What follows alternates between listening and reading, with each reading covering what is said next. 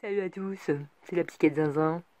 Alors aujourd'hui je voulais vous parler du burn-out. Il y a le burn-out professionnel, il y a le burn-out parental, le burn-out du patient, le burn-out de l'aidant, le burn-out du soignant et en fait le burn-out tout court, puisque le burn-out ça signifie brûler jusqu'à ce que toute substance énergétique disparaisse, c'est-à-dire se consumer entièrement.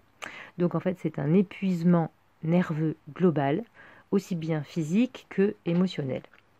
On pourrait dire que c'est un excès de don de soi, une sorte d'hyper-fonctionnement qui entraîne un stress chronique et sans que l'on puisse se remplir suffisamment pour compenser au niveau énergétique. Et pour vous aider à comprendre cela, je vais vous montrer l'image du tonneau.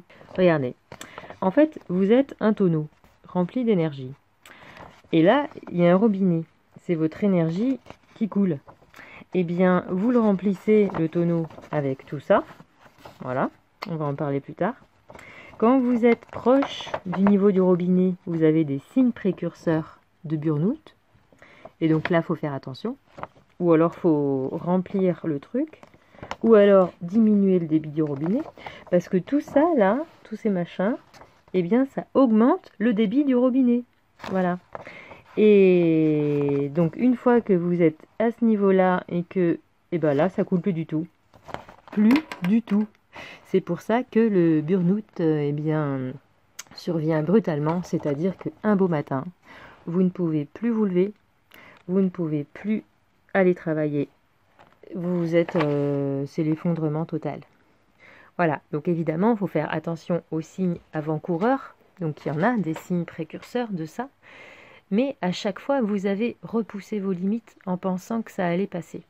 Le burn-out est différent d'une dépression, bien que ça puisse aboutir à une dépression, dans le sens où, quand la situation épuisante s'arrête, eh bien ça va mieux assez rapidement. Quels sont les profils de personnes qui vont faire des burn-out ?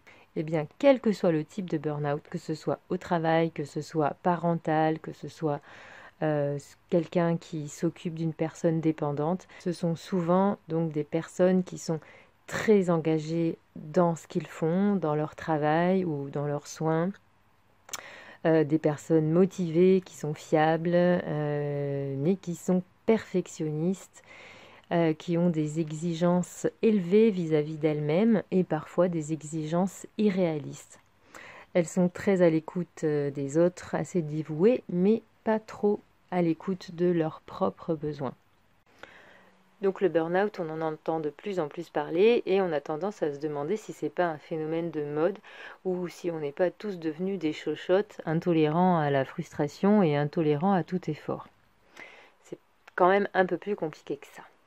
Alors nous allons voir pourquoi le burn-out est un phénomène plus fréquent qu'avant.